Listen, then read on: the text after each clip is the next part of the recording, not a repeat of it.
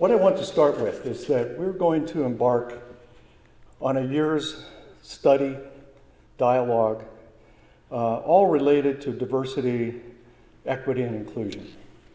So I want to start with a statement, and I hope it resonates with you. So first of all, I'm a white male of French and German descent, and I've been blessed with a privileged life. It is a life, though, that has significant obstacles, challenges, but still a privileged life. I was raised, however, in a town where diversity, equity, and inclusion was the normal way of life. My friends from kindergarten through high school came from around the globe, from across the nation. Our families shared quality time, all together and energized by our differences. But upon entering college in the Central Valley of California, I faced the chilling realization that my norm growing up was not the norm of others and how they experienced their lives. So I had a lot to learn, and I had to learn really fast. I soon realized that I could never really know the depth of pain and suffering that my college friends experienced growing up because I had not experienced it myself. When I married Kiana, she shared her story with me. So upon the overthrow of the Shah, you might remember in the early 80s, her family had to flee Iran with their shirts on their back. They landed in Spain until one day a knock came to the door. Her father was informed that his name was found on a list of ranking officers that said that the Iranian leaders of the time were determined to assassinate him. And at that time, he was told he had to leave Spain. So eventually, when the family was granted political asylum in the United States, Kiana enrolled at University High School here in Irvine. Her classmates referred to her, hopefully I don't offend anybody here, referred to her as that goddamn Iranian. And when she wasn't looking, they would pull up her dress in an act of bullying.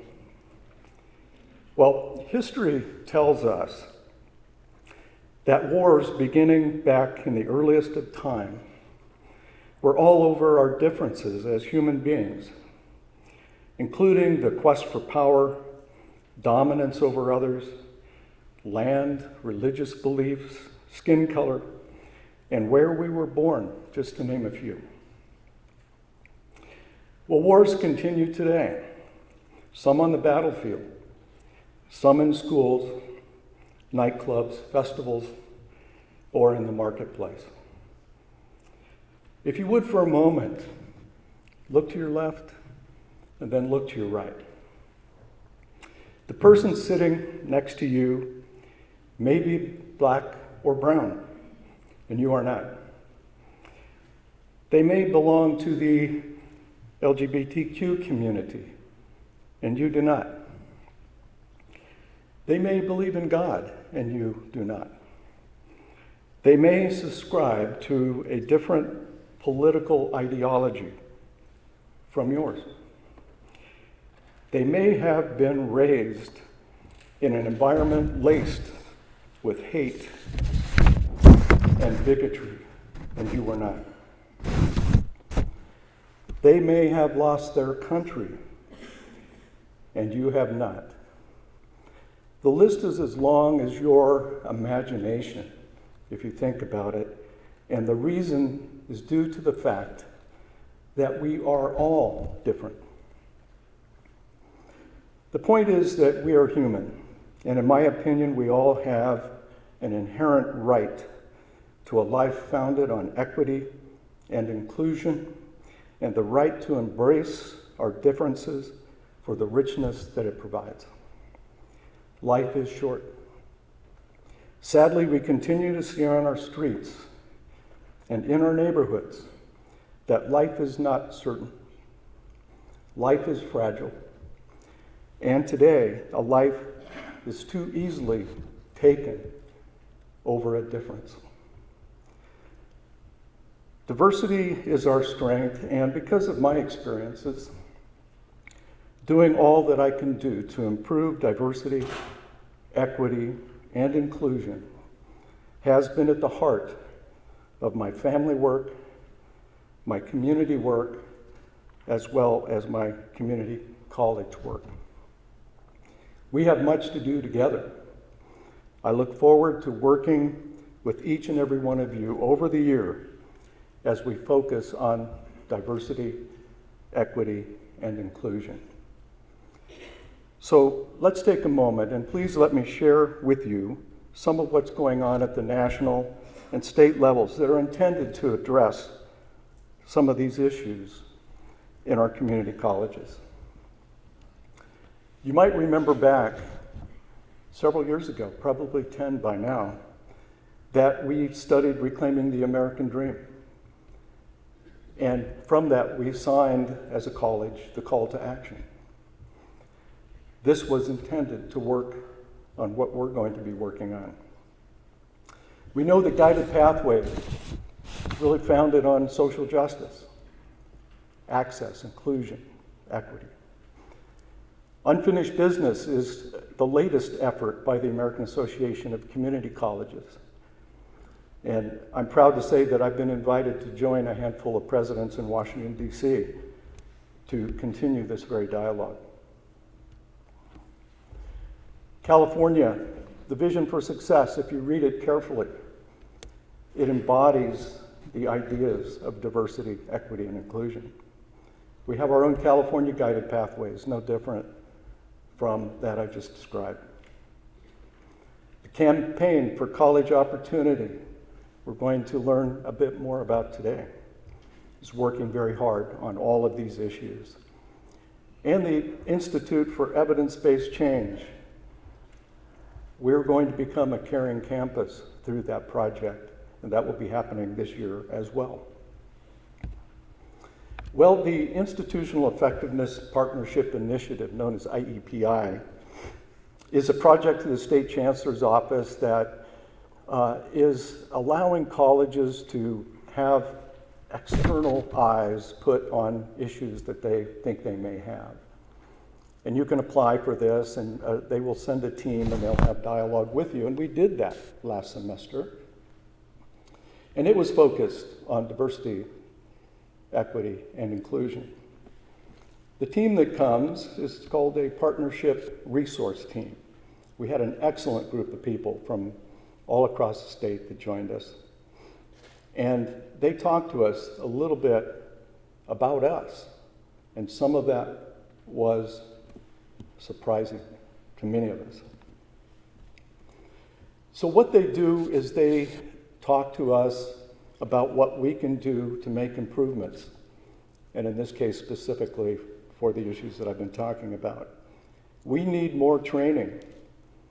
We need better cultural competency. We also need to understand sensitive issues and all be on the same page in terms of how we react to them. Cultural competency is not a one-time effort. It is a continuing process that we have to work on at all levels throughout our institution. We, unfortunately, have experienced incidents of bigotry and hate crimes against minority groups on this very campus, and that is not excusable in any fashion. We all can use education. We're in the education business. We're going to continue to learn our entire lives. So we need to sit down. We need to have dialogue. We need to have experts like we have here today. to help us frame that dialogue as we work together so that we can understand that we are different. And that is a rich thing for us to experience. We need to do a better job taking care of our homeless students. It's a tough issue, not easily solved by any means. And those students that do not have a full meal every day, take care of them so that they can learn, have an opportunity to reclaim the American dream. Even our course syllabi, they recommended, that could incorporate elements that support diversity in our student body. So we're going to look at year-long workshops, trainings, summits, all on these topics. And I'm looking forward to some very deep dialogue with each of you on this. I'm happy to announce that within the Student Activities Center, we are right this very moment in the process of developing a Center for Equity and Inclusion. This is a center that will primarily be based academically. It will be a place where various groups can meet and have this kind of dialogue and bring speakers, facilitators, to bring our ideas out. And I would like us to consider something. This is one of the first experiences I had with our new chancellor. She had been on campus, I think, for an accreditation visit, and noted a statement that college had made. And she made a suggestion. You know, you might look at this. She didn't say, go do this. She said, why don't you take a look at this? Well, I did, and I loved it. So I'm asking you to take a look at this. Could you imagine on this campus a banner like this, where we have the IVC banners leading up to the Student Services Building? Could every other banner say this? Could there be a sticker on the front door of each of our buildings so that when our students walk through, they know that hate has no place here and they are welcome? So this will be distributed to all of our committees right at the top of the year. We'll get an opportunity to look at this, consider it, and it's my sincere hope that you'll all say yes, that this is something that as a campus we can do and should do. Thank you very much.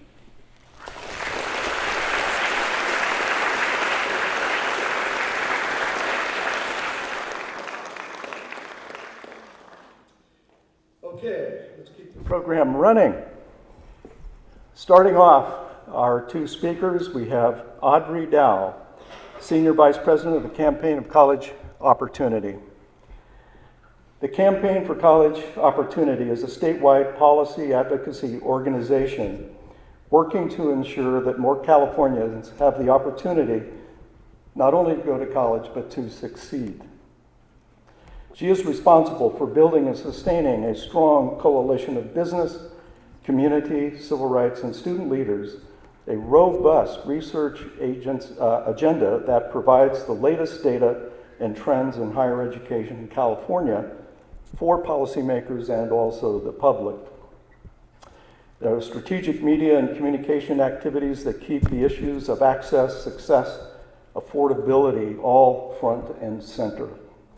Before joining the campaign, she served as Programs and Policy Director for the Hispanic Organization for Political Equity, HOPE, and was Special Assistant to the Secretary of the California Businesses, Transportation, and Housing Agency under former California Governor Gray Davis. She received a BS in Public Policy and Management from the University of Southern California and a Master's in Public Affairs with an emphasis in domestic policy and a certificate in urban policy from the Woodrow Wilson School of Public and International Affairs at Princeton University.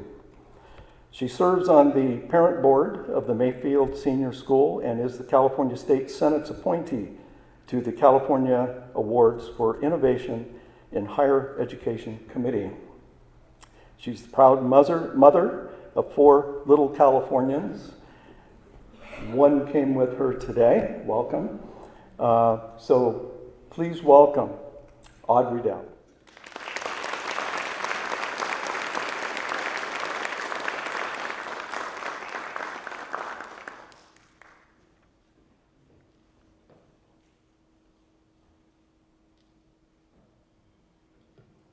Good morning. How are you? Did you have a good breakfast?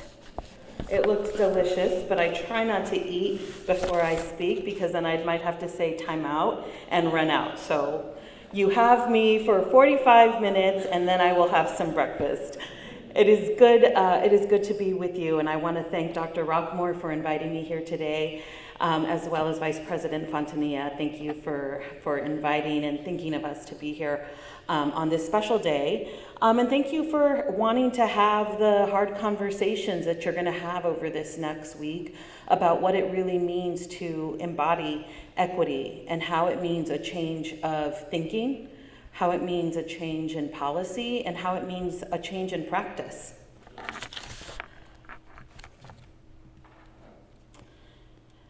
I want to start off with a little bit about myself. This is the picture of me and my family when I graduated with my bachelor's degree from the University of Southern California. And it was a long time ago, fight on for any Trojans in the room. It was in 1997 when I graduated from college. And in this picture is my aunt, my sister, my dad, myself, my mom, and my grandfather. And I love it because my grandpa's in this picture and my father. My grandfather came to this country as a young adult from Mexico, like so many immigrants do, to make a better life for himself and for his family. He left my father behind and sent money monthly to my grandmother to take care of my dad while he worked here. And he found himself in the business of baking. He was a panadero. He worked at a panaderia in East Los Angeles until he was able to have enough money to run his own bakery. And once he was able to run his own bakery, he sent for my dad. And my dad came to this country at the age of 10 and also settled in East Los Angeles, in Boyle Heights in particular. And so my dad immediately went to school in the Boyle Heights public elementary schools. My dad would go to the bakery at 4 a.m. every morning, would work to help bake the bread, get everything set up for the day. Then he would dust off his pants. My dad said he had black pants, and he'd have flour from the panaderia all over his pants, and he would dust them off, and then he would head over to school. And he'd get teased, of course, for having powder and flour all over his pants. And he'd get teased for speaking Spanish and for having an accent. But he kept on. And after school, he'd be back at the bakery to clean up, set everything up for the next day. He'd get home around 8 o'clock at night. And then he would start homework and go to bed. And then the next day, all over again, starting at 4 a.m. Well, fast forward to high school. My dad was about to graduate from high school and was feeling fairly confident that he was going to get the dream job of his lifetime, which was taking over his dad's business, that he was going to become the baker-in-chief and run the panaderia. And he went up to my grandfather, about a month before he graduated from high school and said, "Hey, are we going to do this? Like, what is this transition going to look like now that I can be in charge of the bakery?" And my grandfather said, "Oh no, this is not what's in store for you. The work that I do is honest work. This work has put a roof over your head, food on the table. But I came here so that you could have a different life. I came here so that you could have a career and own a home and do all the things that I haven't been able to do here in this country. I don't know what's next for you, but I know it's not here. But you need to go figure it out." I think about that story, and there's something to me that's very profound in what my grandfather said. But when my father heard it, he panicked because he didn't know what was next. He was first generation here, didn't know what really college was, didn't know how to go about looking for what could be his next step. So he went, like most teenagers do, to his friends for advice. And his friend said, hey, this weekend we're going over to LA Trade Tech. And they're going to have a career fair, and we could maybe check it out. Maybe you can sign up for some courses there like all of us are going to do. And so he did. He hopped in the back of his friend's pickup when you could still hop in the back of a pickup and drive. I remember that too. It was good times. So he hopped in the back of the pickup, got over to LA Trade Tech, and they had a wonderful fair, and he was looking around at all of the different programs that he could get into, and he shares the story that he stopped at a table that was where the folks were talking about a career in electrical as an electrical technician. And he thought, I've always been fascinated by how light comes in a room. That seems so magical to me. Electricity seems like something from the beyond, and I want to learn about that. And so he did. He went into an electrical technician program. It was a year-long certificate program. Within 3 months, he was already put into an externship working at Bethlehem Steel when steel was big in Los Angeles, while he was finishing up his credential. When he finished his credential, LA Trade Tech helped him get that first job at Bethlehem Steel. He worked there for several years, then he went over to Alcoa, the Aluminum Company of America in Vernon, and made his career there in electrical engineering. He never became an engineer. He just had that one certificate from LA Trade Tech that gave him that boost he needed to have a career. That certificate that he got in 1972 made the big difference in my family from what my grandfather had to what my father had. My dad owned a home. My dad was able to put his 2 daughters through college. We went on really fancy vacations to San Diego and Las Vegas. My neighbors weren't going to vacation, we were. And today my dad is 66, and he's retired because he was able to retire. He has health insurance.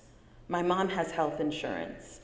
And that was all possible because of the 1-year certificate program he had at LA Trade Tech. Higher education changes lives. It changes families' trajectories. And that's why I do the work I do at the Campaign for College Opportunity. 15 years ago, the Campaign for College Opportunity was founded by really what was an unlikely alliance.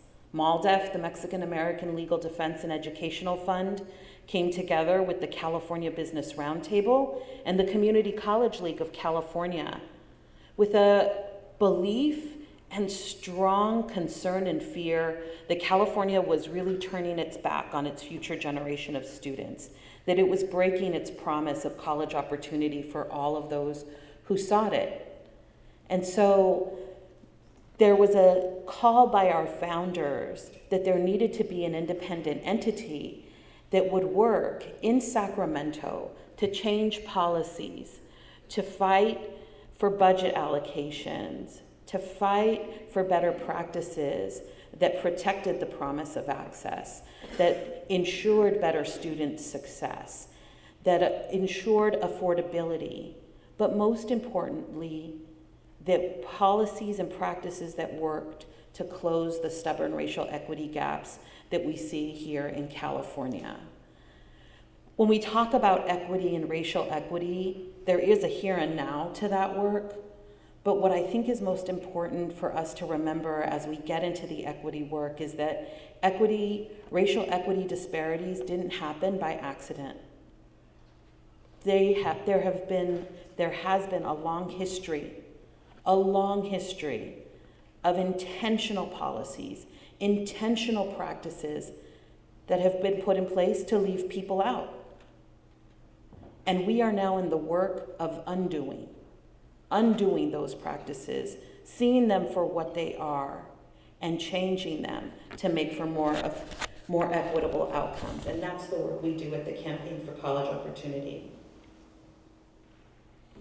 Can I tell you another story? Yes? Yes? All right. So this is me when I graduated from high school. I didn't know if you could tell. I wore my hoop earrings so that you can see that it is me in 1993 when I graduated from Garfield High School in East Los Angeles. At the time I was at Garfield, the school was about 99% Latino. There were 4,000 students for 10th, 11th, and 12th grade. So a pretty large campus. And I'll be honest with you, I had the best that Garfield had to offer. I was in the top of my class. I had taken 7 AP courses. I passed 6 of them. I was the CSF president. I was in Pep Squad and leadership club and Rotary and all kinds of things. Anything you name it, I was in it. I was headed to a 4-year university, and I got into every campus that I applied to. And I was torn between my dream school, which was Cal, UC Berkeley, and Brown, which was my best friend's choice, her first choice. And the day I had to mail in my decision, you remember, for those of you that are old enough, when you had to actually mail in your decision, you couldn't just click accept, had to mail in my decision, I got in a huge fight with my mom, which was probably emblematic of my entire senior year, fighting with my mom. But I got in a huge fight with my mom. Can't remember what it was, but it was in that heat of the moment that I decided on Brown, because it was far away. Brilliant, right?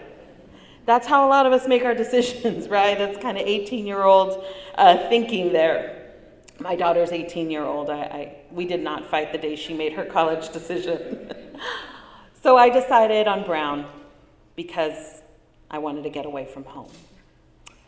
So this is me at Brown University in my jeans and sweater and some Payless boots. And I hadn't visited Brown before I went to campus because for me, who did that? None of us were going to visit campuses before we saw them. I saw a brochure and everyone said it was probably a good school because it was an Ivy League, whatever that meant. I didn't know what that meant, but that it would be a good place for me. But from the moment I stepped off the plane, I knew I was in unfamiliar territory. Everybody told me about the cold. Everybody was so worried for me, coming from East LA, California, that it was going to be super cold. So I arrive wearing this in August, alone. You know where this is going, right? I had on long johns under this outfit. I had in that bag is a scarf and my gloves. It was 90 degrees and it was humid. I found a payphone. Remember a payphone? I didn't have a cell phone, right? It was the 90s. There was no cell phone. There was no texting. And I called my mom, who, we were still not really talking. I called my mom and I said, can you please ship me my summer clothes? And she was like, what's going on? I thought it was going to be cold. I'm like, no, it's hot. We never thought to, I guess, look at an atlas, an almanac. I don't know. So she's like, of course, we'll get it there. Should be there in 2 weeks. Right, great, for probably $100. So I got to Brown a little early, about a week early, because I was invited to participate in a bridge program. It was called the Third World Transition Program, which I couldn't really understand because I was from LA, which is in California, in the United States of America, which to me was not the third world. So, and I remember I kept imagining a UNICEF commercial and wondering why I had been invited to this program. I didn't understand it. And I remember thinking, I'm not dressed appropriately. I'm in these hot clothes. I'm at the Third World Program. You can imagine how unsettling I felt. I was away from home for the first time. I was very confused about everything that was going on and what everyone was telling me, kind of that I was, and feeling incredibly out of place, mentally and physically with the clothes. Once classes got started, though, things got really intense for me. The pace was incredibly fast. The reading was voluminous, and the language was really complex in the classroom. I couldn't keep up. I was writing furiously, but somehow my notes made no sense at all. I remember looking over at other students in the class, and they had these neat pages with columns drawn and sometimes stars, maybe something highlighted. And for every one page of notes they had, I had 3 or 4 pages of verbatim what the teacher was saying. I carried a pocket dictionary discreetly to look up words that professors were using that I didn't understand. I was so embarrassed that I didn't understand the words. Everyone else around me seemed to be understanding just fine and engaging with the professors, and I was just slinking down in my seat. I slowly moved from the front of the classroom, where I was always accustomed to sitting in high school, to the back. I read in the syllabus about times for office hours, but it never occurred to me to go because you only went to the teacher's office when you were in trouble. That's what my high school's teacher's office hours were for, so why would I go in? The only people that looked like me, despite the university being named Brown, the only people that looked like me were the cafeteria workers. And I spent a lot of time there because I wanted to see their friendly faces. I felt like they were the only people rooting for me. They'd always give me extra food, maybe not the best idea, but extra food. They would wish me well. And they would always offer up their prayers when they knew I had a test or they could tell that I was missing home. My grades dropped to the lowest I had ever had in my life, and I felt like a failure. All those insecurities I had about myself came raging in. You're not really college material. You're not really smart. You don't belong here. They made a mistake.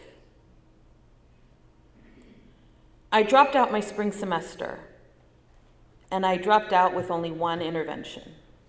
A philosophy professor I had who did pull me into his office hours. I walked in and he said, "How do you think you're doing in my class?" And I responded with, "I'm struggling, but I'm trying really hard." And he said, "Well, do you want my advice?" I said, "Yes, of course." He said, "Drop the class." And so I did. I never thought at the time that perhaps part of the reason why I left Brown was an institutional failure. I definitely thought it was my failure, that there was something wrong with me. And I think the professor agreed with that. But as I look back and think that if the university was equity-minded, how might they have changed the practice to help students like me succeed? Would they uncover that maybe third world was offensive? That perhaps orientation that included note-taking or instruction on Cornell notes or how to just survive in college might be helpful? That maybe language used in the classroom could be more common? Or that learning language and vocabulary could be part of the work of the class? Could they have made more efforts to have faculty, administrators, or support staff that look like me, who shared my experience, who shared my lived experience, and might have been able to intervene? Maybe then they might have seen me. I think equity-mindedness is about seeing our students. My good friend Ryan Smith, who used to be at the Education Trust West, says that equity is the new coconut water, right? It's a fad. It's the new thing everyone wants to try because it's good for us. But what does it really mean? Dr. Estela Ben-Simon, Dr. Sean Harper's colleague at the University of Southern California and one of our board members, talks about 3 equity-minded competencies. And the first is being race conscious. That if we want to be equity-minded, we need to be explicit about race. And that doesn't mean being colorblind. When we replace race with race-neutral terms like low income, first generation, we miss what's really going on. I think all of you know that even when we cut data by low income status, racial gaps still persist. When we cut data using first gen status, racial gaps persist. The second equity-minded competency is being cognizant of how racism is produced through everyday practice. How do our interactions in the classroom, the production of our syllabi, the processes we use to hire and promote racial equity? The third competency is having the courage to make racism visible and discussable, which is what we're doing today. Being willing to disaggregate data and make the changes, and unsubscribing to a belief that a rising tide lifts all boats. A rising tide does not lift all boats. If you're in a rowboat and your neighbor's in a yacht, someone's going to go faster. And if a storm hits, your rowboat's going down.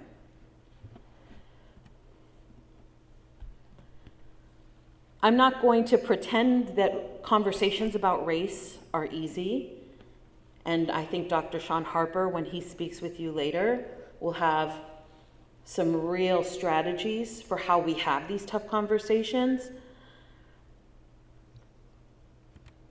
But I think that these are some of the arguments that I'm putting up here about why we don't talk about race. Things we say, all students matter. We're over racism. Structural racism is hard to understand. It's not what we know. So the demographics at Brown, when I was there, are very different from the demographics here in California and the demographics of this campus. But just because California is more racially diverse, and this campus is certainly more diverse than Brown was, doesn't mean that we don't have equity work to do. I always appreciate the work that Excelencia in Education has done to remind us when talking about Hispanic serving institutions that the operative letter in HSI is that S, serving. It's not enough that we're Hispanic enrolling. That does not equal serving. So I'm going to talk today a little bit and share some data with you around the racial equity challenge that's before us. This data is really the outcomes that we see because racial inequities persist and because our policies and practices persist. So let's start with some of the good news. More Latinos, more Black students are graduating high school than at any other time in history. This is good news, right? Yes. Our K-12 partners are working hard on this. But that hasn't translated into enough of our Black and Latino students completing the courses necessary to be eligible for our four-year universities. Less than half of all of our Black and Latino California high school graduates have access to complete the A to G core curriculum.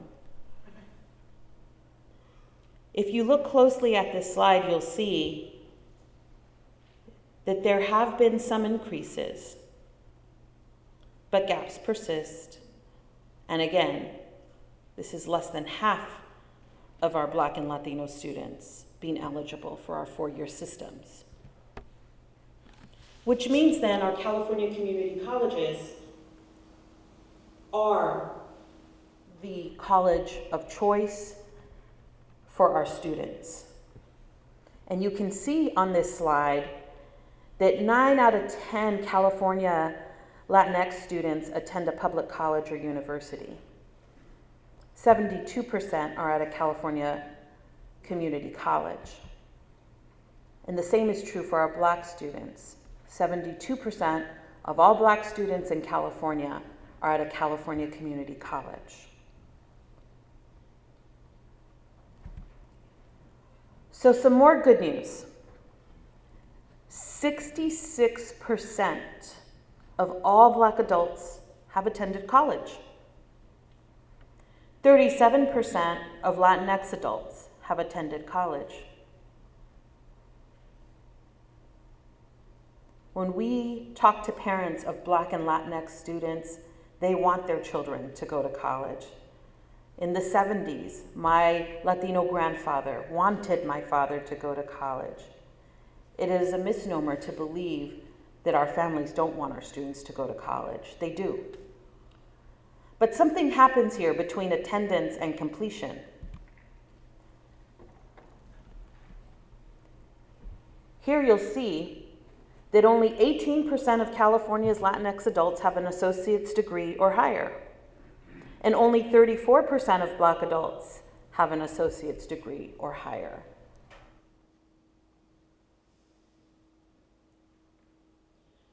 Because of the high enrollment of Black and Latinx students at our community colleges, completion challenges translate into the attainment outcomes we saw on that previous slide. Here we're looking at completion for Black students, and you'll see that between 2011 and 2017, completion for Black students actually went down. And the equity gap between Black students and white students went up.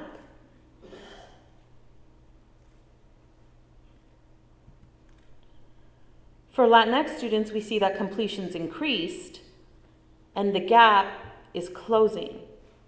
But still, only 42% of Latinx students are completing community college in 6 years.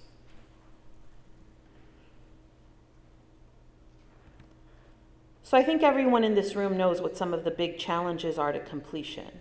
And I know here at IVC in particular, you've been working hard at a lot of this, especially with your leadership on guided pathways, your work on the associate degree for transfer.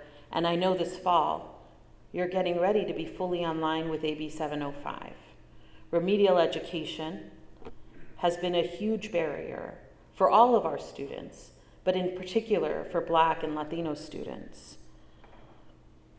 You know, AB 705 is about changing the way we assess students for math and English placement, because this is the outcome of what a standardized assessment test has done.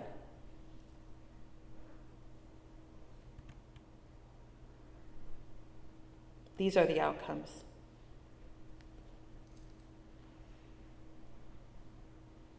Is this surprising? Yes, no? Surprising, yes, raise your hand. Surprising, no, raise your hand.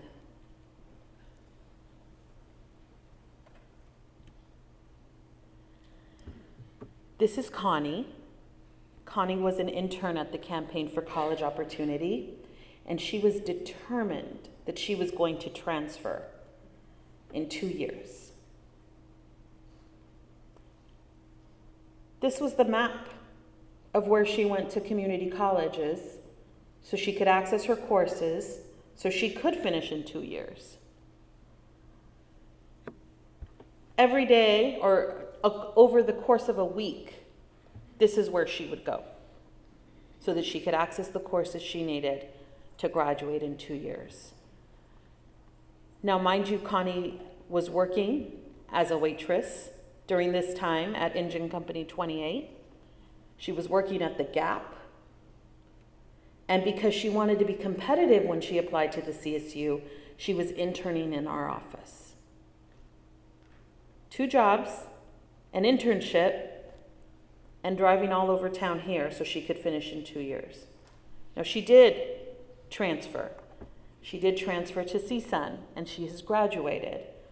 But these are the hurdles that we're putting in front of our students who are trying to reach their college goals. I know you know this data better than I do. But only 35% of our Black and 31% of our Latinx students are transferring after 6 years. When we tell students it's only 2 years to finish, it's not really truth-telling. Surprising? Yes, raise your hand. Surprising? No, raise your hand.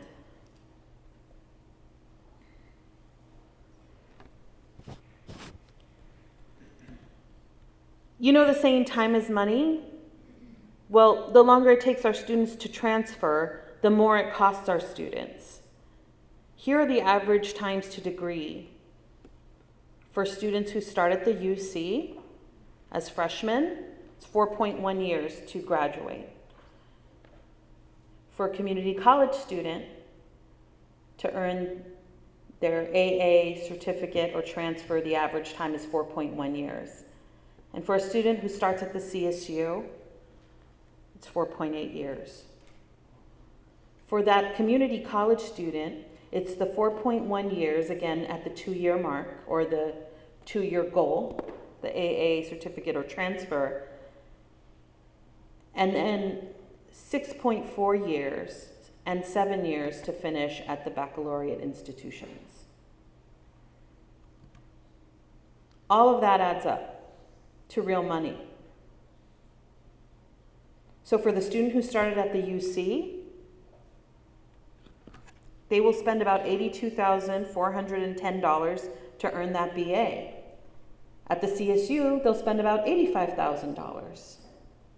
For the community college student, $118,000, or $124,000 at the CSU. That's why in 2010, the Campaign for College Opportunity worked hard to introduce legislation that created the Associate Degree for Transfer. The ADT, for us, created that streamlined path that would help students like Connie transfer in a seamless way, in a shorter amount of time, saving them money and opening up the most possibilities for them as they transferred. We looked at your 2 colleges here at South Orange County for the 2016-17 academic year and know that IVC awarded 411 ADTs and Saddleback at 671. These are good numbers. You're in the top third of all colleges in the state, with the highest college being Moore Park College, awarding about 1,071 ADTs per year, so lots of room to grow here, but definitely not at the bottom. The bottom, we see Siskiyou's at 14, but Siskiyou's is a fairly remote rural campus. So there's a lot of work to be done here in the area of ADT. And I know that here ADT has the real potential to be the backbone of the work that you're doing on guided pathways. So we've talked a little bit about and looked at data around remedial education. We've looked at transfer. And now I want to turn our attention to looking at college leadership and whether or not college leadership across the state and here at IVC, whether that leadership looks like the students that they serve. Last year, the campaign released a report entitled Left Out, which looked at the lack of racial and gender inclusion in college leadership in relation to the student body. We have a long history of recognizing the importance of diversity, right, in our colleges. But what does it say when our diversity initiatives don't extend to the power centers of our campuses? What does it say to our students when our leaders don't reflect them? We know, right, research tells us that when students have leaders that look like them, policies and practices change because they have a lived experience. They understand their students. They understand their needs. They understand, yes, their weaknesses, but they understand their strengths. Many campuses, if not all campuses across this state, have beautiful, and I mean beautiful, diversity statements. Right? They have beautiful collateral that talk about how they are diverse and welcome all people. But that's diversity. That is not inclusion, and that is not equity. Inclusion is operationalizing diversity. These are values statements. That is not action.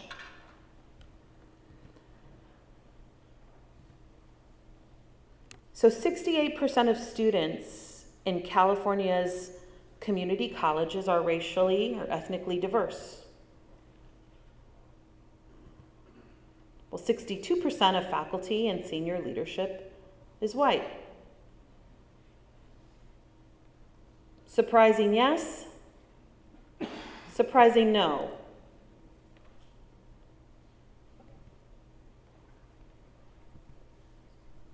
Student enrollment again, 68% of all students racially and ethnically diverse. 61% of tenured faculty in California community colleges are white. People say, well, if you look at our non-tenured pool, that's more diverse. And that's the pipeline to tenured faculty. We are doing great there. Are we doing great there? No. Surprising yes? Surprising no?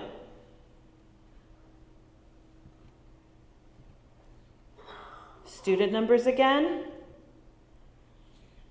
Campus academic senates, 72% white. Senior leadership, presidents, provosts, 59% white. We see more diversity, more inclusion in our public-facing positions, that's those senior leadership positions, than we do at our more internal institutional positions. Surprising yes? No.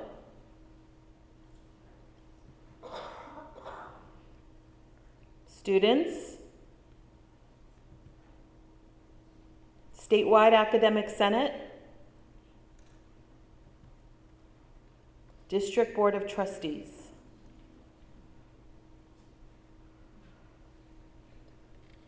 People sometimes are surprised at that last one. Are you surprised? Yes? No.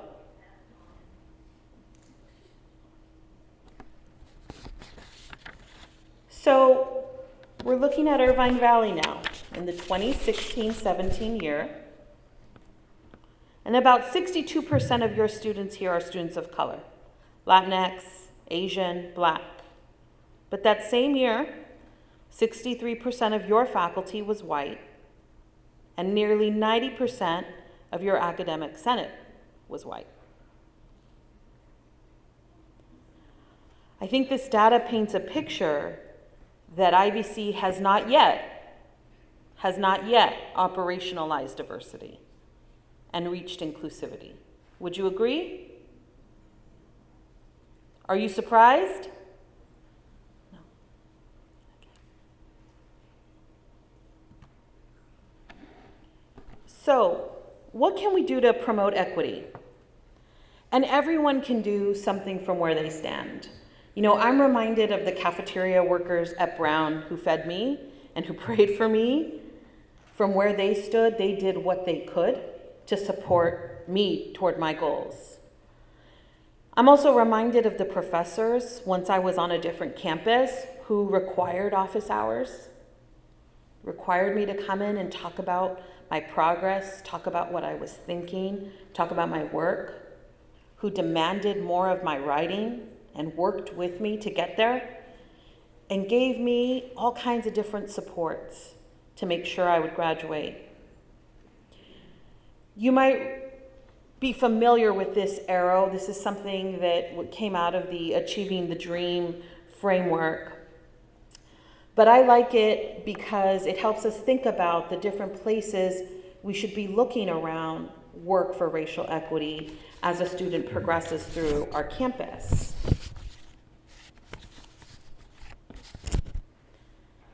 So for each of these points, let's ask ourselves what policies or practices are hindering our students, and what practices are working for our students.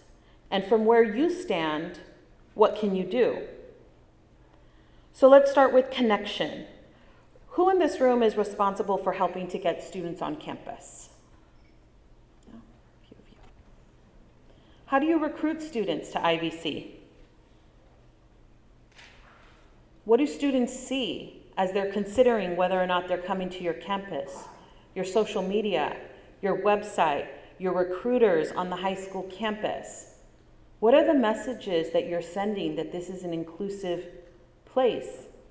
Who do the people that represent you, what do they look like?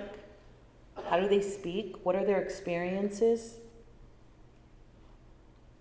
It's a real opportunity for demonstrating to students that this is a place that they can thrive, that this is a place that they belong. Who does work in matriculation as we move over to entrance? Who's doing work in orientation, in setting up guidance? Anyone in this room? Well, when you see them, you can share some of these points with them. How are we making sure that students know how to take notes? How do we make sure that they have adequate financial aid information? Is your course catalog easy to navigate? Are all the staff here on the same page in regards to requirements? A few weeks ago, we pulled in some dreamers, some undocumented students for an informal focus group. And one of the biggest challenges that they shared with us was that every person they went to on campus, every adult, had a different idea and interpretation of what kind of financial aid they could access and what their future status could be on campus with or without DACA. And it was incredibly frustrating for them to not know who to trust. They did not feel welcome there because in their mind, the school had not bothered to all get on the same page and equally educate staff and administrators about what undocumented students need. In terms of progression, what do your course taking patterns look like? Do you have punitive fees on your campus that are hurting students of color? How sufficient is your academic guidance? Is it whole family guidance or is it just guidance for a student? Is there mental health counseling, culturally competent mental health counseling? We've talked a little bit about the importance of faculty diversity, the inclusion of people of color in your hiring. How are you doing your hiring? How are you intentionally going out and making sure that the people that you hire reflect your student body? How are you redefining what merit means? How are you redefining what fit means, right? Are you looking for people that have had experience working with the types of students that you serve? Are you looking for people who have a background in critical race theories? I don't know the answers. These are your questions as you go along this week to answer.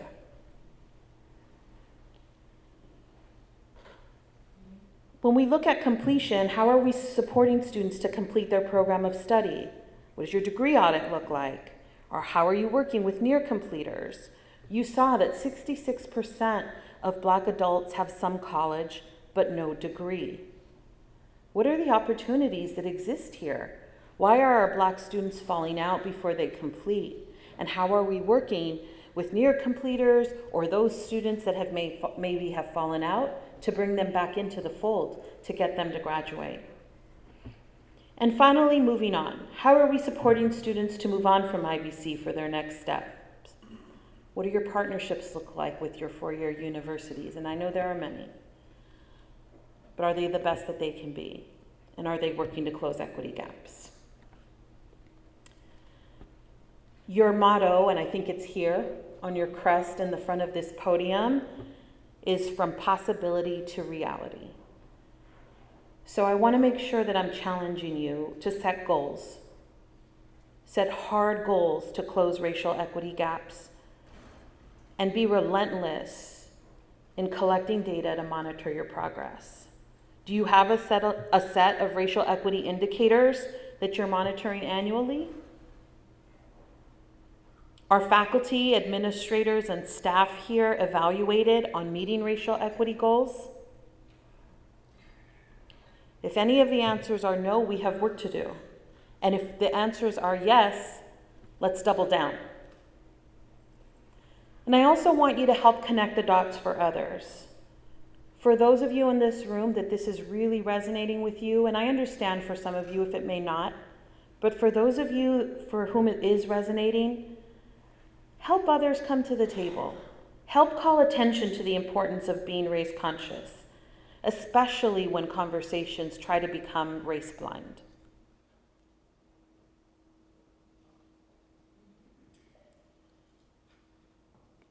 In 1 week, I'm going to be taking my firstborn, Isabella, to Portland to start her own college journey. Bella, will you stand up? She's so shy.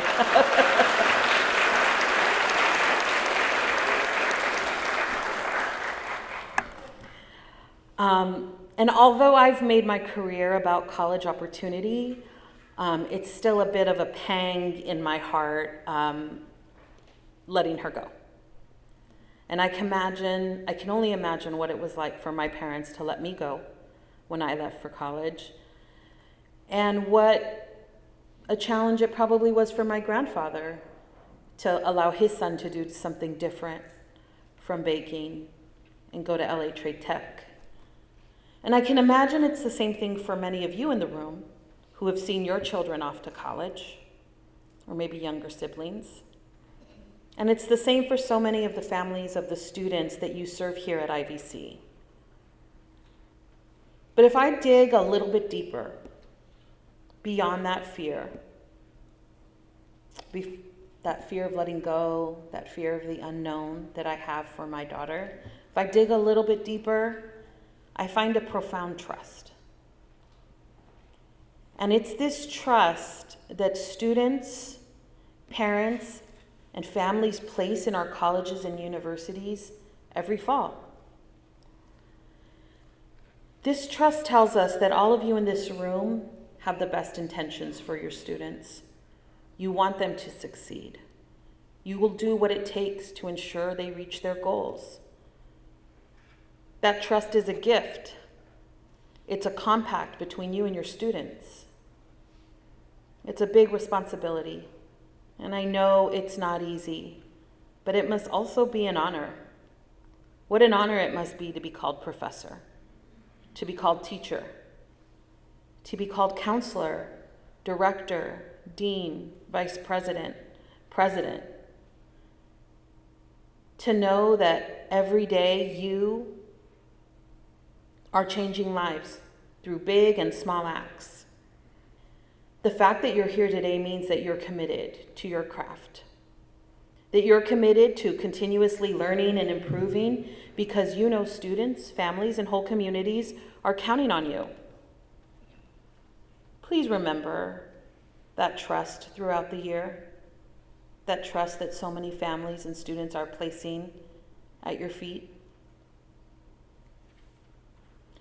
Please remember that this week as you have hard conversations and do the hard work of racial equity that will make the greatest strides in student success possible.